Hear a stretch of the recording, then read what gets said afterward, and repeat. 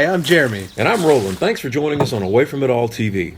Today I'm going to be making a bow drill set with a pine, spindle, and hearth board from raw material to flame. Now there are 4 pieces to a bow drill set. Jeremy's working on the bearing block right now.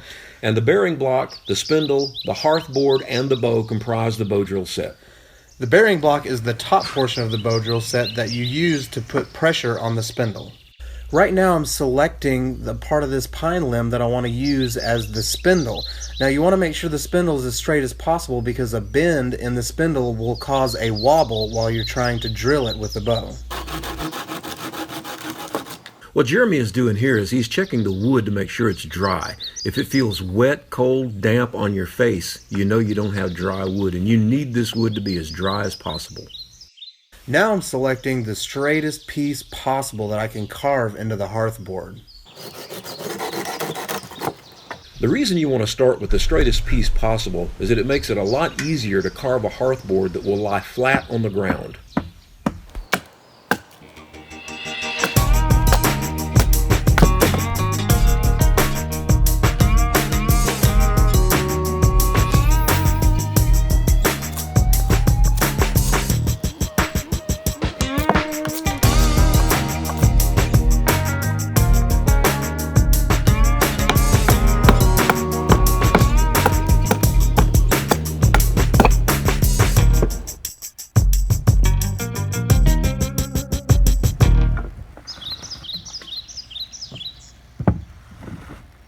Now I'm checking to see which side of the hearth board is going to lie most level on the ground.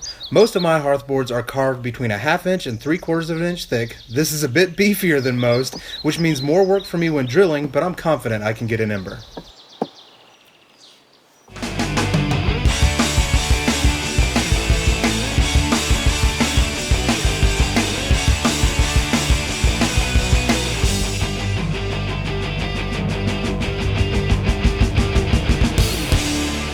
Jeremy is carving the end of the spindle that will go down into the hearth board into a shape that would fit down into a miniature cereal bowl the same size as the spindle. He's checking to make sure it's straight, and here you can see it looks almost like the end of an old-fashioned mop handle.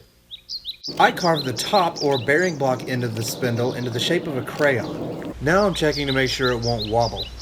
If you can't tell, I like to keep a relatively clean workspace.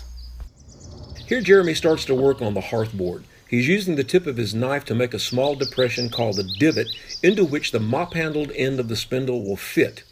That way he can drill and remove material.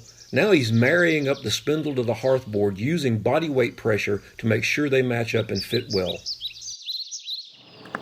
Now moving on to the all-important V-notch. You know, using a fine saw blade to help start your V-notch can really make life a whole lot easier. Then you can simply apply pressure to the back of your knife with your thumb to remove those larger pieces of material. Now I'm going to continue carving the V-notch until the point reaches halfway between the edge and the center of the divot. To make the bow, Jeremy saws a straight line down into the wood, then uses thumb pressure on the back of his knife to make a 7-notch to tie the bowstring. I'm going to donate one of my bootlaces toward the project.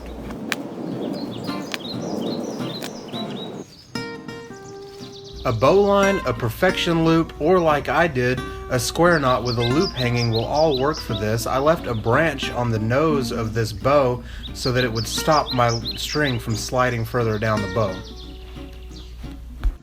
At the handle, I wrap the bootlace around the 7-notch and end with a 1/2 hitch or 2.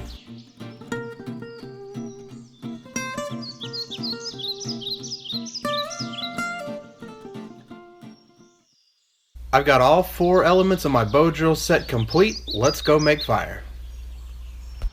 Now Jeremy is not trying to make fire here. He's doing what we call a burn-in. He simply wants to drill enough to make a little smoke so that we can see if the divot and the V-notch are correctly matched up. We'll show you that in just a minute. I want you to pay close attention to Jeremy's form. See how he has his left arm wrapped around the front of his left knee.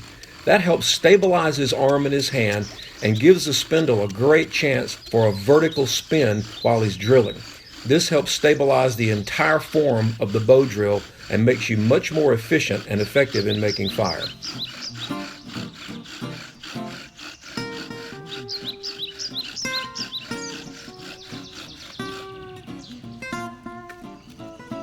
The burn end verifies that our notch is exactly where it should be in the divot. And Jeremy has carved a little ramp in the point of the V-notch. This ramp is going to allow material to fall out of the divot and collect in the V-notch. After each use, clean your spindle. If you don't, it'll just get progressively harder to make an ember.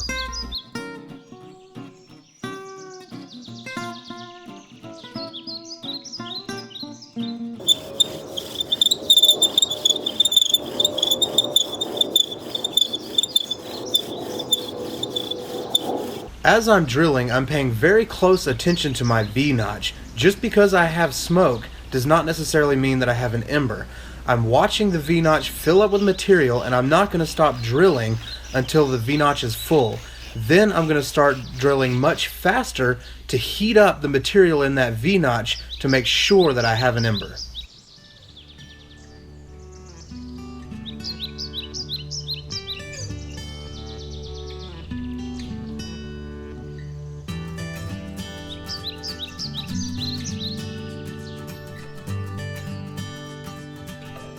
Because I have such a large ember, I'm using my finger to tap the material out of the V-notch. If you have a smaller V-notch or your material is sticky, you can use your spindle.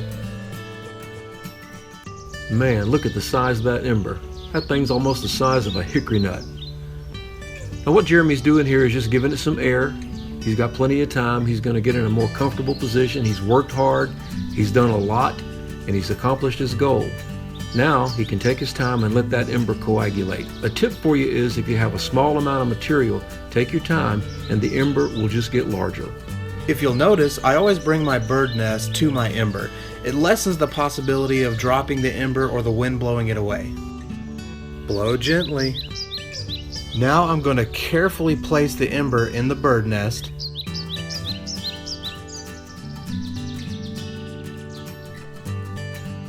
Notice how I fold the edges of the bird nest to protect the ember.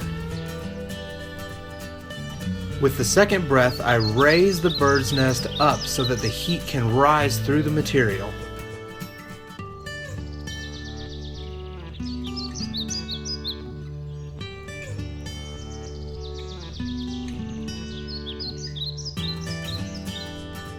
Hey, thanks for joining us on Away From It All TV. Hit the like button, share the video, and please subscribe. We'd appreciate that. Hey, get out there. Take somebody with you. Get away from it all. Where dreams are restored in the great outdoors.